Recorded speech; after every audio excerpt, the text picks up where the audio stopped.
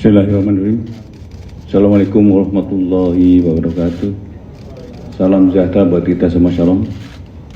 Teman-teman media yang saya hormati, hari ini saya kedatangan Kepala BPKP Pak Ate, di mana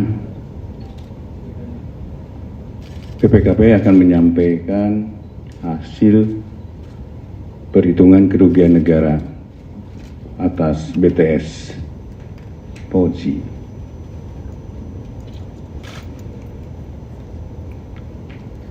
Hasil perhitungannya sudah final dan tentunya kami setelah final perhitungannya kami akan tindak lanjuti ke tahap penuntutan.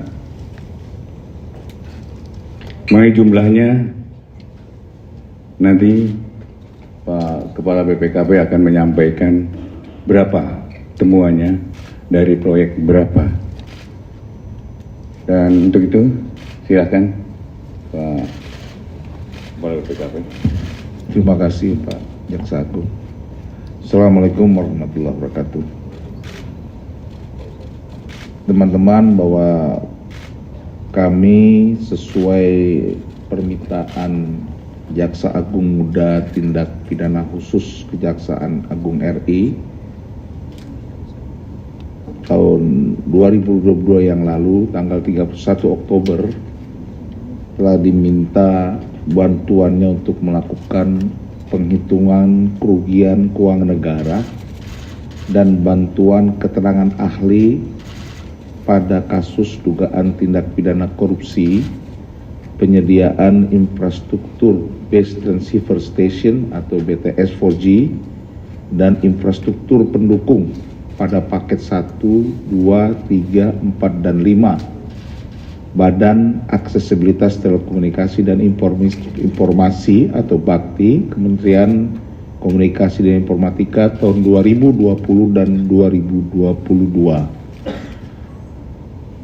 Setelah berdasarkan surat permintaan itu, kami meminta expose dari penyidik tentang hasil penyidikan yang sudah dilakukan, dan berdasarkan itu kami melakukan penelitian dan menerbitkan surat tugas audit perhitungan kerugian keuangan negara.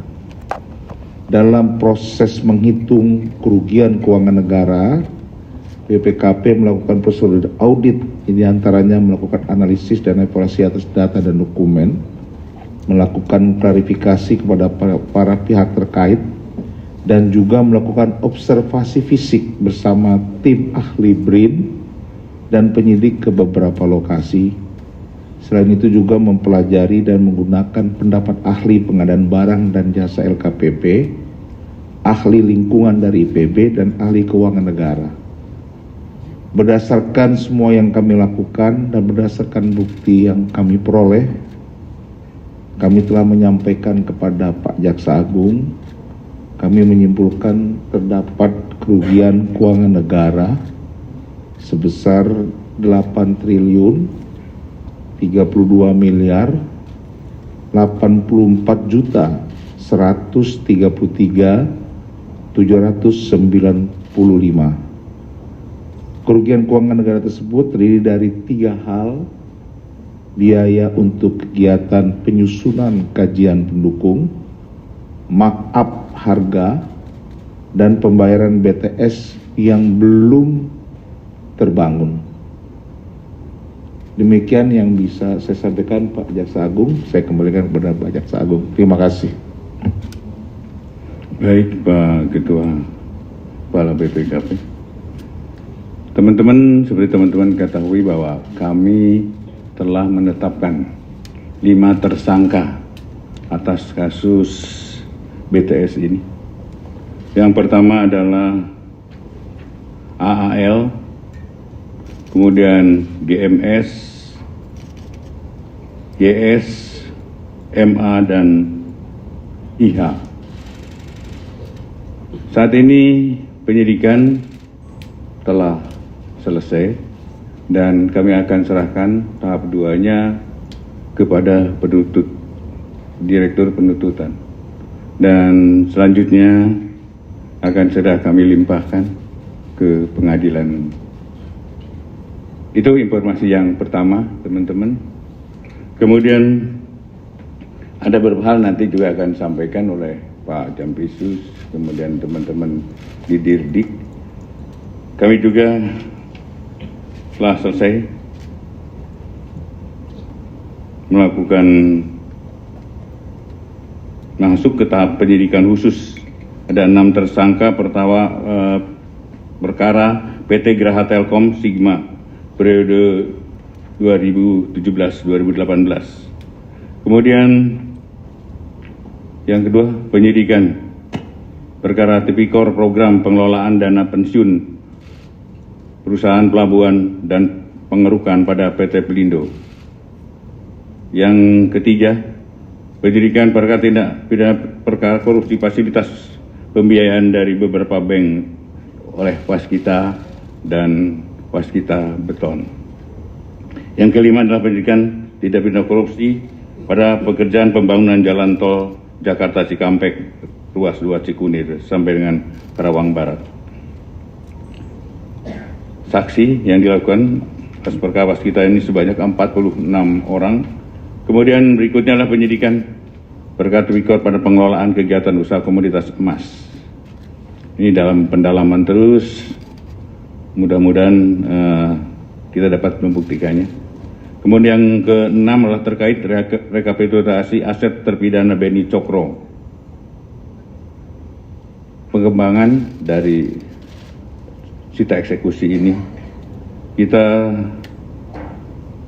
telah menyita 1.974 bidang tanah. Saya kira itu yang dapat kami sampaikan. Nanti sekarang Jampisus ya akan menyampaikan, dan setelah itu ada masih nanti Dirdik sama Kapuspen yang akan menyampaikan lebih lengkapnya. Silakan Pak Jampisus. Terima kasih Pak. Teman-teman semua, sesuai janji kita bahwa kita akan melakukan evaluasi pada forum Expus. Sebagaimana teman-teman semua ketahui bahwa ini akan kita lakukan waktu itu janji setelah Lebaran. Ini sudah kita lakukan evaluasi terhadap semua penanganan perkara. Seperti yang Pak Jaksa Agung sampaikan, dan semua ada progresnya. Kita tetap berupaya khusus untuk menyelesaikan sesuai dari target. Berusaha cepat dan berusaha nanti kita publish semua hasilnya. Termasuk perkara BTS ini. Ini sudah selesai dan tadi sudah disampaikan kerugian cukup besar, 8T lebih. Nanti akan lebih terbuka di persidangan tentunya.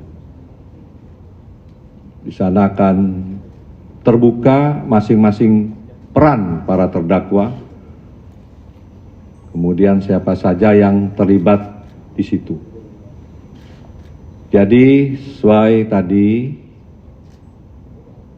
yang Pak Jaksa Agung sampaikan, setelah ini nanti ada agenda. Nanti akan hadir Direktur Penyidikan dan Kapuspen. Silahkan teman-teman tanya semua, ya, tidak saja perkara BTS, tetapi semua penanganan yang kita sedang jalani, bagaimana perkembangannya, bagaimana target-target yang akan kita segera selesaikan, terutama perkara-perkara yang menarik perhatian masyarakat. Demikian dari saya. Terima kasih. Saya kira itu ya. Saya membuka 2 pertanyaan saja. Nanti habis itu kita akhiri karena Pak Jaksa Agung dengan Pak Kepala BPKP ada pemeriksaan dan ada rapat penting khusus terkait dengan pemeriksaan keuangan negara yang lain. Ya, silakan. Saya buka 2 pertanyaan. Kiri. Nama dari mana? Assalamualaikum warahmatullahi wabarakatuh. Terima kasih Pak. Saya Alan dari Fajar Indonesia Network, bin.co.id. Pertanyaannya satu terkait BTS Pak. Kan sampai sekarang sudah ditutup ya, sudah selesai. Tapi menariknya Pak, sampai saat ini apakah ada keterkaitan kuasa pengguna anggaran ya Pak Menteri di sini dalam perkara ini, karena melihat kerugian negaranya kan sangat luar biasa besar ya Pak, 8 triliun. Ada juga informasi yang menyebutkan bahwa per proyek itu ada permintaan 500 juta untuk Pak Menteri sebagai dana staf untuk staf-stafnya. Nah ini seperti apa Pak? Apakah nanti misalkan muncul di pengadilan menjadi fakta persidangan atau akan ditindaklanjuti atau seperti apa? Terima kasih Pak. Lagi Ya, satu silakan. pertanyaan lagi. Ya, silakan. Dari CNN. Ya, saya Taufik dari cnnindonesia.com mau menyambung pertanyaan sebelumnya. Ada 2 pertanyaan. Yang pertama itu kan tadi Pak Jaksa Agung dan Kepala BPKP bilang bahwa hasil kerugiannya sudah bersifat final dan dari penyidikannya juga sudah diputus. Apakah berarti tidak ada kemungkinan akan ada penambahan tersangka baru dalam kasus Kominfo ini? Itu yang pertama. Yang kedua, 2 bulan yang lalu Pak Dirdik Jampitsus sempat berkata akan segera melakukan gelar eksklusif untuk penentuan status terhadap Menkominfo dan adiknya dalam kasus Kominfo. Nah, apakah gelar perkara itu sudah dilakukan dan kalau sudah, apa hasilnya terhadap 2 orang Menkominfo dan adiknya itu? Saya kira cukup ya. Bapak silakan Bapak. Baik. Pertanyaannya sama sebenarnya. Hampir mirip Pak. Yang pasti, kalau nanti faktanya terbukti dan ada menyangkut ke beliau, kita tidak akan mendiamkan ini. Yang penting penyidik dan ada fakta, saya akan tindak lanjuti ini. Kemudian yang kedua. Yang kedua, apakah ini merupakan hasil daripada ekspos Pak? Ya. Yang sudah janjikan. Ini kemarin kan sudah mulai ekspos, kemudian hari ini, sebenarnya kemarin kita mendapat hasil perhitungan kerugian negara dan kita akan dalami lagi dan kami akan tentukan. Ini bukan akhir ya, masih ada pendalaman lebih lanjut. Saya kira itu rekan-rekan media ya. Selanjutnya kita akan bergeser ke bawah karena ruangan ini akan dipakai untuk rekan-rekan BPKP dan Pak Jaksa Agung untuk melakukan rapat lanjutan seperti janji saya tadi. Silakan